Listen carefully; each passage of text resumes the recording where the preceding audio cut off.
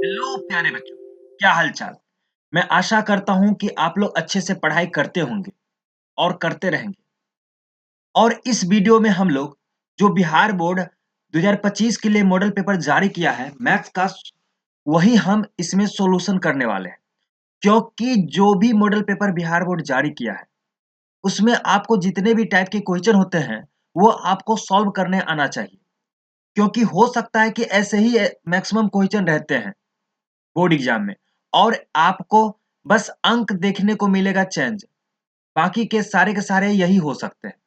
ठीक है, तो आइए हम लोग 20-20 करके हम लोग कंप्लीट करेंगे। तो इस वीडियो में मैं आपके लिए 20 ऑब्जेक्टिव क्वेश्चन लेकर आया हूं। ठीक है, तो फर्स्ट नंबर ये क्वेश्चन रहा, निम्नलिखित में से में कौन अपरिमेय संख्या है। तो परिमेय संख्या जो p बाई क्यू के रूप में हो, मतलब ऐसे भी बोल सकते हैं जो रूट में ना रहे, जो रूट में ना रहे।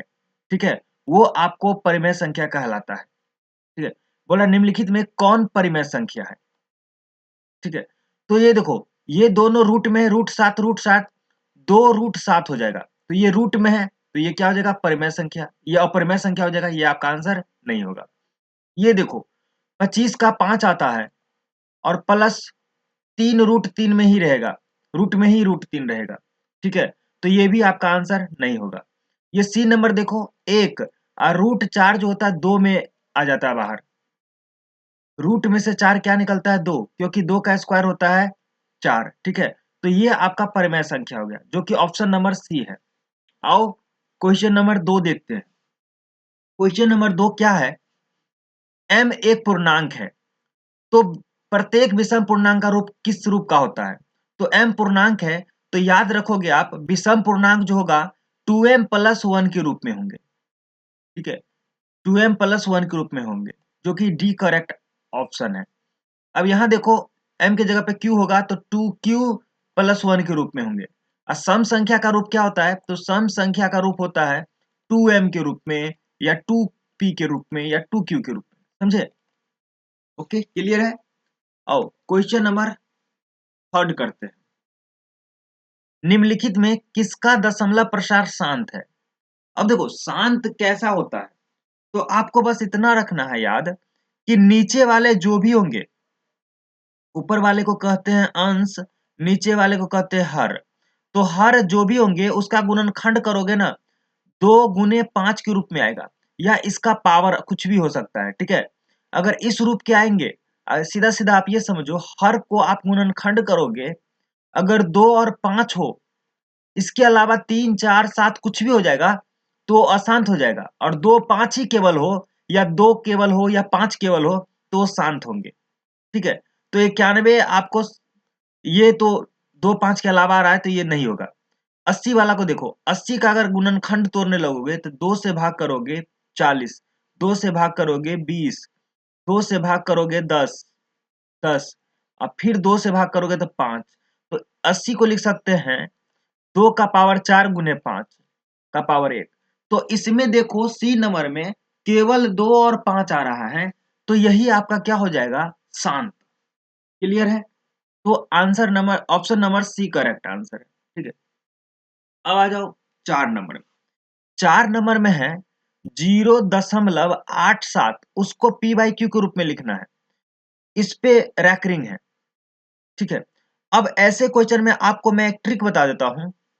सारे नंबर, जितने भी सारे नंबर है उसको लिख लो, तो 0 पहले लिखने से कोई फायदा नहीं है, तो लिख लो 87। अब उसमें से वो माइनस करो जिस पे बार नहीं है, रैकरिंग नहीं है। तो ये 7 पे रैकरिंग है, 8 पे रैकरिंग नहीं है, तो 8 माइनस कर लो। अब नीचे में क्या करोगे, दशमलव के बाद कितने अंक है, तो दशमलव के बाद 2 अंक है, तो जितने अंक पे रैकरिंग है उसके लिए 9, और जितने अंक पे रैकरिंग नहीं है उसके लिए 0। यही आपका आंसर हो जाएगा। 87 में से 8 जाएगा तो आपको क्या बचेगा, तो 79, 79 बचेगा। ठीक है, 79 बचेगा, और नीचे में बचेगा 90। तो आपका आंसर होने वाला है सी करेक्ट आंसर। ठीक है, एक बार और कंसेप्ट समझना चाहो तो समझ लो। जितने का बोल रहा है, जो नंबर दे रखे होंगे, तो सारे नंबर को लिख लो 87 है, उसमें से वो माइनस करो जिस पे रैकरिंग बार ना हो, तो 8 माइनस कर लोगे। नीचे में वो नंबर लिखोगे, दशमलव के बाद कितने ऐसे नंबर है जिस पे रैंक मतलब दशमलव के बाद 2 नंबर है, जिस पे रैंक है उसके लिए 9 और जिस पे रैंक नहीं है उसके लिए 0। यही आपका आंसर हो जाएगा। क्लियर है? आई होप आपको समझ में आया होगा। और क्वेश्चन नंबर 5 करते हैं। क्वेश्चन नंबर 5 है 540 इसके रूप में दे रखा है, मतलब पहले गुणनखंड करोगे तो 540 का गुणनखंड करोगे, अभाज्य गुणनखंड, तो 2 से भाग दोगे, 2 दूना 4, 27 दूना 54 0, ठीक है। 2 से भाग करोगे, 2 1 2, 3 दूना 6, 5 दूना 10, ठीक है। अब 2 से भाग नहीं लेगा, क्या 3 से भाग लग जाता है? तो 3 से भाग लगता है, तो 3 से भाग करोगे तो 4 तिया 12 और 5 तिया 15, फिर 3 से भाग लेगा तो 15 तिया 45, फिर 3 से भाग लेगा 5 तिया 15। तो 540 को हम लिख सकते हैं, इसके जगह पे हम लिख सकते हैं 2 का पावर 2 गुने 3 का पावर 3 गुने 5 का पावर 1। अब ध्यान दो, इसके सामने है 2 का पावर x गुने 3 का पावर y गुने 5 के पावर z। इसका मतलब x का काम कर रहा है 2, तो x बराबर है आपका 2। y का पावर है, देखो 3 का पावर y है, यहाँ 3 का पावर 3 है, मतलब y के जगह पे कौन है? 3 है, क्योंकि ये दोनों तब बराबर होंगे जब पावर बराबर होगा, है ना। तो z का बराबर, z किसके बराबर है? 1 के बराबर है, क्योंकि z की जगह पे ये है। देखो ना, 5 के पावर 1 है, यहाँ 5 के पावर z है, तो z 1 के बराबर होगा, है ना। अब ये इसका वैल्यू पूछ रहा है, इसका value x plus y minus z. तो x है तुम्हारा क्या? 2, प्लस y का वैल्यू क्या है? 3, माइनस z का वैल्यू 1 है। तो 2 3 5 में से 1 गया तो 4 आंसर हो जाएगा, जो कि ऑप्शन नंबर ए करेक्ट है। क्लियर है? आओ क्वेश्चन नंबर 6 करते हैं। क्वेश्चन नंबर 6 है, निम्नलिखित में कौन अपरिमेय संख्या है? अब अपरिमेय संख्या कौन होगा? जो रूट से बाहर नहीं आएगा। तो देखो, रैंकिंग वाले जितने भी क्वेश्चन, रैंकिंग वाले जितने भी नंबर होते हैं वो होता है आपका परिमेय संख्या। तो ये हो गया आपका फर्स्ट नंबर परिमेय संख्या। ये देखो 444 किसका वर्ग होता है? तो 444 को लिख सकते हैं 21 गुने 21, मतलब रूट अंडर 21 का स्क्वायर, 21 का स्क्वायर होगा 21, ठीक है। तो ये भी हो गया परिमेय संख्या। रूट 13 13 13 हो जाएगा, लेकिन इसको काटोगे, एगो जीरो से एगो जीरो कट गया, तो ऊपर में 1 का वर्ग होता है 1 वर्गमूल और रूट अंदर 10, तो रूट में ये वाला डी ऑप्शन हो है, इसीलिए इसका आंसर डी होगा। क्लियर है? आओ क्वेश्चन नंबर 7 देखो। 7 में है m और n दो अभाज्य संख्या है। अभाज्य संख्या मतलब कोई भी कॉमन नहीं होगा, किसी से कटेगा नहीं एक के अलावा, तो उनका महत्तम समावर्त है। महत्तम मतलब एचसीएफ क्या होगा? तो जब कटेगा ही नहीं किसी से, मतलब एक के अलावा, तो इसका महत्तम क्या होगा?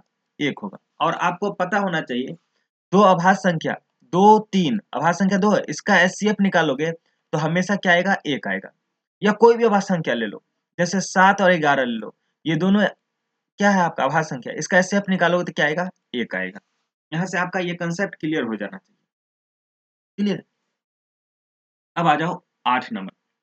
देखो, दो संख्याओं का गुणनफल 2366 है, उनका लघुत्तम समावर्त 182 है, तो महत्तम समावर्त। तो आप ऐसे समझो, दो संख्या का गुणनफल क्या होता है? आपको मैं बता दूं, फॉर्मूला होता है एलसीएम गुने एचसीएफ। अब एलसीएम क्या होता है? लघुत्तम। एचसीएफ क्या होता है? महत्तम। किसके बराबर होता है? दो संख्या ए बी है उसके गुणनफल के बराबर। समझे? ये फॉर्मूला होता है। हिंदी में आप ऐसे लिख सकते हो, लॉसौ गुने मौसौ बराबर पहली संख्या गुने दूसरी संख्या, और इसी को बोलते हैं संख्याओं का गुणनफल। अब देखो, एलसीएम हमें दे रखा है 182, है ना।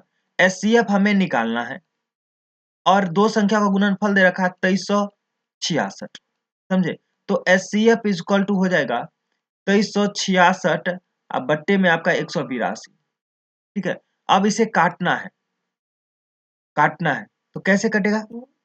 तो आप ऐसे काट सकते हो, 2 से पहले काट लो, 2 से दोनों कटेगा, तो 2 1 2, 2 1 2, 8 दूना 16 और 3 दूना 6, 2 से काटोगे 9 दूना 18, 91 रुपए में, है ना। अब किससे कटेगा? 91 से कटेगा क्या? 13 बार में कट जाएगा। देखो ना, 91 को 13 से गुना करोगे तो कट जाएगा। देखो, 3 नौतिया 27, ठीक है, 3 91, तो ये वो आ जाएगा 3 8 9 2 11, 1183, मतलब 91 से 13 बार में ये कट जाएगा। तो एचसीएफ क्या आ जाएगा? 13, जो कि option number A correct. Clear है। अब 9 नंबर देखो, निम्नलिखित में किसका दशमलव प्रसार अशांत है। अब अभी जस्ट एक कंसेप्ट पढ़ रहे थे, शांत किसका होता है, तो आपको बता दिए हैं। अगर हर का गुणनखंड 2 और 5 के रूप में हो, या केवल 2 हो या 5 हो, या दोनों में दोनों रहे, या किसी में दोनों रहे, तो होता है शांत, अदरवाइज हो जाएगा अशांत। तो 40 का गुणनखंड करोगे, तो 40 का गुणनखंड करो तो 8 पंचे 40, तो 2 का पावर 3 गुने 5, मतलब 2 और 5 ही नजर आ रहा है, तो ये आपका शांत हो जाएगा। ठीक है। अब 160 का भी ऐसे ही होगा, लेकिन 441 का 21 गुने 21, मतलब इसमें 2 3 आ रहा है, 7 आ रहा है, मतलब 2 5 के अलावा कुछ और आएगा, तो ये आपका हो जाएगा अशांत। तो याद रखना, शांत क्या होगा, शांत होगा जब 2 और 5 केवल हो। अशांत कौन सा होगा, जिसके हर में 2 गुने 5 के अलावा कोई भी नंबर आ जाए, 3 आ जाए, 7 आ जाए, 8 आ जाए, या ये दोनों ना रहे तब पर भी कुछ आ जाए, तो ये हो जाएगा 8 ना। ठीक है, अशांत हो जाएगा। क्लियर है। आ जाओ क्वेश्चन नंबर 10 देखो। क्वेश्चन नंबर 10 क्या है, यदि P बराबर, देखो P का वैल्यू है ए बी के होल क्यूब। ठीक है। Q का वैल्यू है a के पावर 4 और b, तो जहां P और Q एक धनात्मक पूर्णांक है और a और b अभाज्य संख्या है, a और b अभाज्य संख्या मतलब इसमें कुछ कॉमन नहीं है, तो P और Q का लघुत्तम क्या होगा, लॉसॉ, लघुत्तम, लघुत्तम एलसीएम बोलते हैं इंग्लिश में। ठीक है, क्या होगा, तो देखो सबसे पहले दो ही नंबर है ए और बी, तो इसमें ए का पावर 1 है, इसमें ए का पावर 4 है, तो ए का मैक्सिमम पावर, अधिकतम पावर 4 है, तो 4 लेंगे लघुत्तम में। और इसमें बी का पावर 3 है, इसमें बी का पावर 1 है, तो लघुत्तम में बी का पावर मैक्सिमम वाला लिया जाता है, अधिकतम लिया जाता है 3, तो ये ए का पावर 4 बी का पावर 3, जो कि ऑप्शन नंबर इसका है सी करेक्ट है। यही आपका मौसा पूछता, एलसीएम, एससीएफ पूछता, एससीएफ, तो एससीएफ क्या होता है, कम पावर वाला लो, इसमें भी ए है, इसमें भी ए है, तो जो दोनों में रहे उसी का पावर लेंगे कम वाला, तो ए का पावर 1 लेंगे। अब बी का पावर इसमें 3 है, बी का पावर 1 है, तो बी वाला लेते हैं। और एससीएफ में क्या होता है, जो नहीं रहता उसको छोड़ देते हैं, जो दोनों में रहे या तीनों में रहे उसका ही लेते हैं। क्लियर है। आओ क्वेश्चन नंबर 11 समझते हैं। अब 11 नंबर क्या है, निम्नलिखित में से कौन सा युग्म सअभाज्य है। सअभाज्य मतलब जिसका एचसीएफ, अभी बात किए थे, जिसका एचसीएफ क्या होना चाहिए, 1 है, जिसका मौसम 1 है। तो देखो सीधा सीधा बात है, जो संख्या केवल 1 से ही कटे, कॉमन कुछ ना आए, मतलब जो दोनों से नहीं कट रहा हो, जैसे 15 5 से भी कटता है और 45 भी 5 से कटता है, तो इसका कॉमन एचसीएफ आ जाएगा सीधा सीधा, या 15 या 45, 15 आ जाएगा एचसीएफ, इसका मतलब ये आपका सअभाज्य नहीं होगा। देखो 21 का ही मल्टीपल ये है, क्योंकि 21 पंचे होता है 105, तो ये भी आपका नहीं होगा। 9 और 16, 9 और 16 में कुछ भी कॉमन नहीं है, इसीलिए ये आपका आंसर हो जाएगा बी ऑप्शन।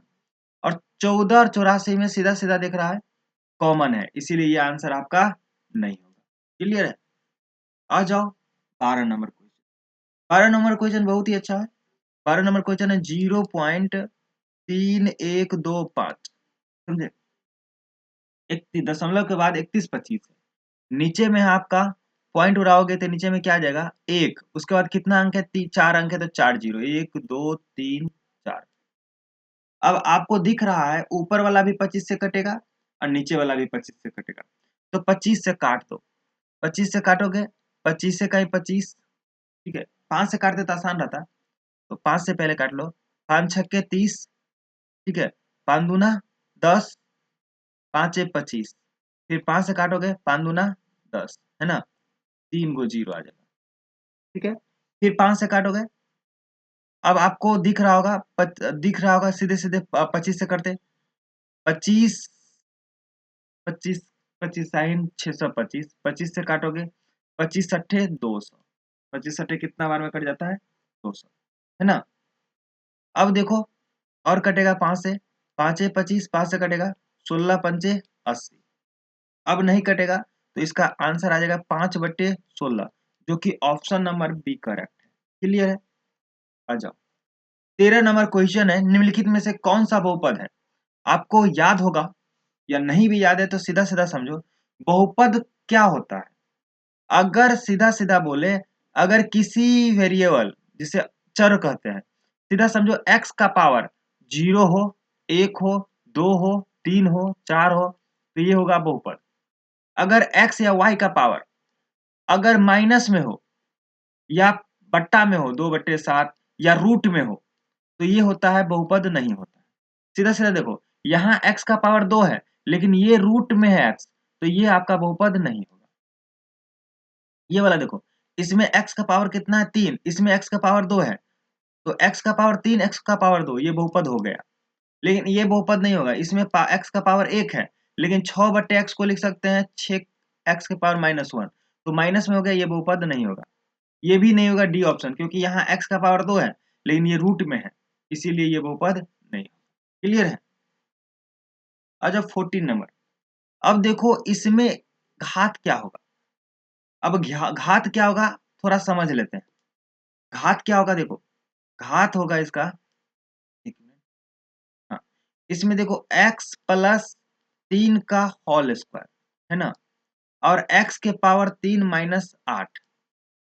अब समझो थोड़ा, जैसे ही ए x प्लस 3 का होल स्क्वायर करोगे तो ये यहाँ से आ जाएगा x square plus 6x plus 9, यहाँ हो जाएगा x के पावर 3 माइनस 8। जब इसको इसको गुना करोगे तो x के पावर 5 हो जाएगा, जो कि सबसे हाईएस्ट होता है, अधिकतम होगा। तो x का पावर 5 ही इसका मतलब घात कितना हो जाएगा 5, जो अधिकतम घात जो होता है, अधिकतम पावर जो होता है ना बहुपद का, वही बहुपद का घात कहलाता है, जो कि ऑप्शन नंबर बी करेक्ट। आ जाओ 15 नंबर। 15 नंबर है बहुपद के शून्य। शून्य का मतलब 0 के बराबर कर देंगे और जो वैल्यू आएगा वही शून्य कहलाता है। 2x स्क्वायर माइनस 6 बराबर 0 है ना। अब सीधा सीधा इस समीकरण को सॉल्व करो। 2x स्क्वायर 6 इधर जाएगा तो प्लस में आ जाएगा, तो x square is equal to 6/2, कटेगा कितना आ जाएगा 3, तो यहाँ आ जाएगा x बराबर रूट अंडर 3 अब प्लस माइनस स्क्वायर इस साइड से स्क्वायर इस साइड जाएगा तो प्लस माइनस माइनस में जाएगा, तो 2 रूट आया, एक प्लस में 3 एक माइनस में 3 रूट 3, जो कि ऑप्शन नंबर कौन सा है, option number A correct option है। ठीक है, आ जाओ क्वेश्चन नंबर 16 16। तो 16 नंबर बहुपद दे रखा है, P2 का वैल्यू ज्ञात करना है। मतलब x के जगह पे क्या दिया है 2, तो डालो P2 का वैल्यू, तो 2 गुने x के जगह पे क्या दोगे 2, तो 2 का स्क्वायर माइनस 8 गुने 2 माइनस 12, 2 दूना 4 4 दूना 8, 8 माइनस 8 दूना 16 माइनस 12। अब देखो माइनस वाला को एक साथ जोड़ लो, अब प्लस वाला को एक साथ रख लो, तो 8 ये दोनों जुट जाएगा तो माइनस क्या हो जाएगा 28। अब माइनस 28 में से 8 जाएगा तो बचेगा -20, जो कि ऑप्शन नंबर कौन सा है, बी करेक्ट। आओ 17 नंबर क्वेश्चन करते हैं। अच्छा क्वेश्चन है, इतना क्वेश्चन में यही एक अच्छा लगा, इसका लेवल थोड़ा ठीक है। यदि बहुपद इतना के शून्य एक दूसरे के व्युत्क्रम हो, उल्टा हो, देखो अब ध्यान दो, 3y square plus 7y minus के है। अगर मान लेते हैं इसका 2 शून्यक है, एक है अल्फा और एक है बीटा, समझे। तो सीधा सीधा मतलब है एक कुछ भी है तो एक का उल्टा है, तो आप इसको मान लो अगर p मानते हैं तो ये हो जाएगा आपका 1/p, उल्टा है, व्युत्क्रम पार्टी मतलब क्या उल्टा। तो हमें k का वैल्यू निकालना है, तो आपको दो फॉर्मूला आता होगा, अल्फा प्लस बीटा बराबर माइनस बी बट्टे ए होता है, अल्फा इंटू बीटा बराबर होता है सी बट्टे ए। अब सी क्या है ए क्या है सब मैं बताता हूँ। तो एक्स स्क्वायर के बगल वाला या वाई, यहाँ वाई है तो वाई स्क्वायर के बगल वाला ए होता है जो कि 3 होगा। बी क्या होता है, वाई के बगल वाला जो कि बी होता है जो कि यहाँ 7 है। सी क्या होता है, अचर पद जो कि यहाँ माइनस के है। तो सबका वैल्यू निकाल दिए। ठीक है, अब यहाँ अल्फा का वैल्यू हम इस वैल्यू पे लेंगे, अल्फा का वैल्यू पी है और बीटा का वैल्यू 1/p है, और सी का वैल्यू हम निकाले माइनस के, और ए का सी बटे ए का वैल्यू 3 है। अब देखो p से p कट जाएगा तो यहाँ बचेगा एक, एक को 3 से गुना करोगे तो माइनस के बराबर 3 हो जाएगा, माइनस इधर भेजोगे तो के बराबर -3 हो जाएगा, जो कि ऑप्शन नंबर कौन सा है, डी का। क्लियर है। आ जाओ नेक्स्ट क्वेश्चन की ओर।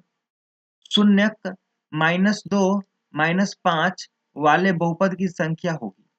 अब देखो, ऐसे कितने बहुपद हैं, ऐसे कितने बहुपद हैं, ax square plus bx plus c, ऐसे कितने बहुपद हैं जिनके -2 -5 वाले बहुपद की संख्या होगी। तो ऐसे अनगिनत है। आपको हम बोल देंगे ऐसे कितने व्यक्ति हैं जिसके पास 100 रुपया है, तो आप बोलोगे अनगिनत। वैसे आदमी का तो काउंट हो जाता है, गिनती हो जाता है, लेकिन ऐसे अनगिनत बहुपद हैं जिनके -2 और -5 शून्य होंगे। क्लियर है? क्लियर है? आओ नेक्स्ट क्वेश्चन करते हैं। Question number 19। ये भी अच्छा क्वेश्चन है। बहुपद px 5x square plus 7x minus 12 के शून्यक अल्फा बीटा हो तो 5 इंटू अल्फा प्लस बीटा का वैल्यू। अब सीधा सीधा अभी जस्ट बताएं, इसमें बताओ a क्या है। तो a है x स्क्वायर के बगल वाला जो कि 5 है, b क्या है x के बगल वाला जो कि 7 है, c क्या है -12 है। अब सबसे पहले अल्फा प्लस बीटा क्या होता है, अभी पीछे वाले क्वेश्चन में जस्ट बताएं। अल्फा इंटू बीटा होता है -b/a, तो -b के जगह पे 7, a के जगह पे 5, यही है ना। अब हमें क्या निकालना है, 5 अल्फा बीटा, तो 5 अल्फा प्लस बीटा का वैल्यू निकालना है। तो 5 रहने दो, अल्फा बीटा का वैल्यू लाए -7/5, 5 से 5 कर गया, क्या बचेगा -7, जो कि ऑप्शन नंबर ए करेक्ट है। क्लियर है? आ जाओ क्वेश्चन नंबर 20। तो 20 नंबर में है, यदि अल्फा बीटा गामा त्रिघात बहुपद इतना के शून्य हो तो alpha into beta into gamma. तो त्रिघात बहुपद है, सीधा सीधा बात है कि हमें alpha plus beta plus gamma का वैल्यू याद होना चाहिए, होता है -b/, त्रिघात बहुपद के लिए। अब alpha beta plus beta gamma plus gamma alpha का वैल्यू होता है c/, अल्फा गुने बीटा गुने गामा का वैल्यू होता है -d/। ये आपको फॉर्मूला याद होगा त्रिघात बहुपद के लिए, त्रिघात बहुपद के लिए, ठीक है। यहाँ ए बी है, ए है यहाँ एक्स क्यू का गुणांक, बी है आपका एक्स स्क्वायर का गुणांक, सी है आपका एक्स का गुणांक और डी है अचर, ठीक है। अल्फा बीटा गामा का वैल्यू होता है -d/a, जो कि ऑप्शन नंबर डी करेक्ट है, -d/a। क्लियर है? आई होप आपको पूरे के पूरे क्वेश्चन आपको अच्छे ढंग से समझ में आया होगा। अगर आपको कुछ भी सजेशन देना है या कुछ बताना है तो कमेंट बॉक्स में जाकर कमेंट कर सकते हैं और हमें सुझाव दे सकते हैं।